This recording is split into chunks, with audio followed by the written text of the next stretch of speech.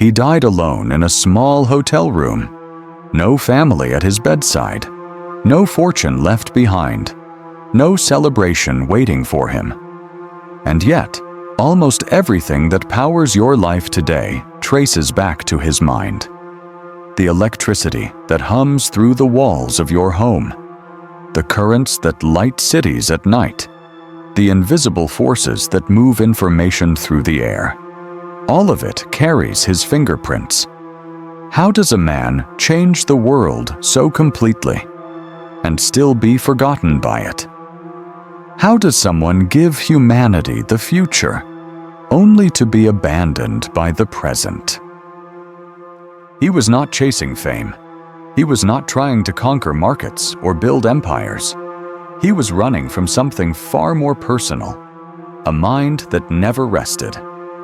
From a young age, his thoughts arrived as flashes, vivid and uncontrollable. Images appeared in his head, fully formed, machines rotating perfectly before a single part was ever built. He could hear sounds others could not, feel disturbances others ignored. Sleep came rarely. Silence, almost never. His intelligence was not a gift neatly wrapped. It was a storm he had to survive. Born during a violent lightning storm in the mid-19th century, he would later say that the universe had marked him that night. Whether poetry or prophecy, electricity would follow him for the rest of his life. By the time he arrived in America, he had nothing that the world values. No money, no influence, no safety net, just ideas. He stepped onto the docks of New York City with a few coins in his pocket and a letter of introduction to one of the most powerful inventors of the age. That inventor believed in brute force solutions, in controlling power rather than understanding it. The young immigrant saw something different. Where others saw wires, he saw waves. Where others saw limitation, he saw systems that could scale endlessly. Their partnership was brief and explosive. Promises were made, then broken. Credit was withheld.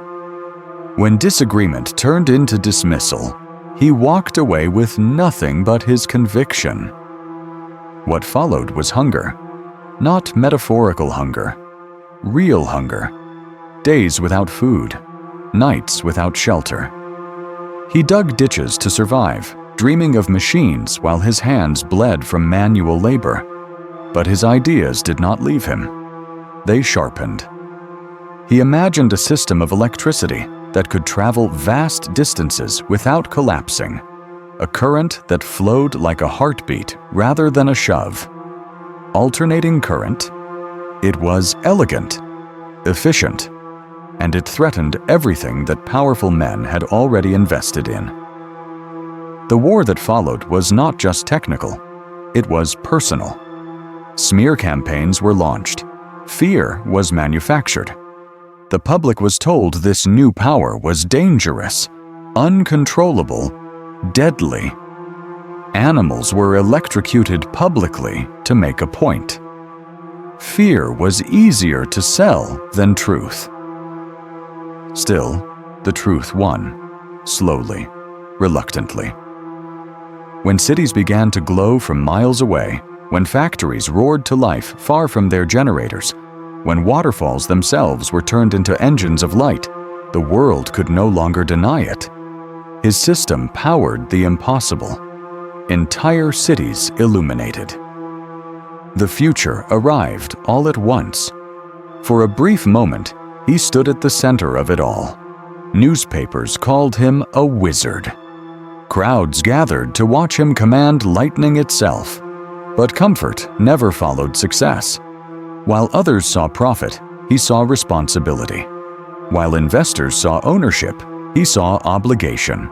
He believed energy should be abundant, accessible, free from control. And that belief would cost him everything. The deeper you look into his life, the more contradictions emerge. He despised germs, yet lived in poverty. He avoided human touch, yet longed deeply for connection. He never married, believing romantic attachment diluted genius, yet his loneliness carved visible hollows into his later years. He developed rituals to control the chaos in his mind. Everything had to align. Numbers mattered. Patterns mattered. The number 3 followed him everywhere. He washed obsessively, counted steps, avoided jewelry, avoided hair, avoided closeness. And yet, in the quiet corners of city parks, he found companionship not with people, but with pigeons. He fed them daily, nursed the injured, spoke to them softly. One white pigeon in particular became the center of his emotional world. He would later say he loved that pigeon as one loves a person, and when she died, something within him collapsed. It was not madness, it was grief. The kind that comes from a life spent too far ahead of everyone else. His greatest dream was not fame, nor electricity, nor recognition. It was unity. He envisioned a world connected wirelessly, power and information moving freely through the air, accessible to all, regardless of borders or wealth. He believed the planet itself could act as a conductor. To make this real, he built a tower unlike anything the world had seen. Funded initially by one of the most powerful financiers of the era, the project promised global communication. But as the vision expanded, the questions changed. How do you charge for free energy? How do you control something meant to liberate? Support evaporated. Funding was cut. The tower stood unfinished, a monument to an idea too pure for the system meant to host it. Eventually, it was dismantled for scrap. The future, once again, postponed. From that moment on, the world slowly turned its back. Invitations stopped. Money disappeared. His ideas grew stranger, not because they were wrong, but because no one was left to challenge or refine them. He spoke of wireless weapons capable of ending war by making it impossible. He spoke of signals sent across space. He spoke of energy pulled from the fabric of reality itself. Some listened. Most laughed. He moved from hotel to hotel, often leaving unpaid bills, trading dignity for a place to sleep. Yet even then, he never stopped working, never stopped thinking, never stopped believing the world would one day catch up. When he died, it barely made the news. His room was searched, his papers seized, not because the world suddenly valued him, but because it feared what he might have known. And then, just as quietly as he lived, he faded from memory. Meanwhile, his ideas multiplied. Power grids expanded. Radios filled the air. Remote control became reality. The modern world assembled itself piece by piece atop foundations he laid decades earlier. His name became a unit of measurement, a footnote, a brand. But the man himself remained misunderstood.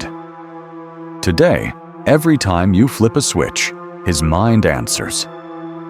Every time a city glows against the night sky, his vision breathes. Every signal sent without wires echoes his belief that the universe is more connected than we are taught to believe. And still, his story remains a warning. That genius does not guarantee reward. That purity of intention is often punished. That the world does not always celebrate those who move it forward. Some minds are not meant to be understood in their lifetime. They are meant to be felt later, when the noise has faded and the future finally arrives. The question is not whether he was ignored. The question is how many like him still are. Was he too pure for this world? Or is this world simply not built to recognize its greatest gifts? And who, right now, is building the future, while being silently left behind?